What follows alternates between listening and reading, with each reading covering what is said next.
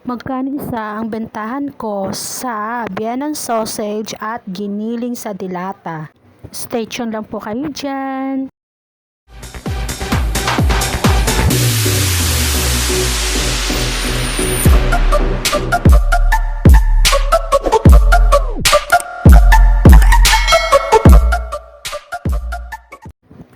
Argentina Vienna sausage 260 grams, puhunan ko 49.80, bentahan ko 55 pesos. Kung bibili po ng per box, 2,390.40, 48 pieces po ang isang laman ng box.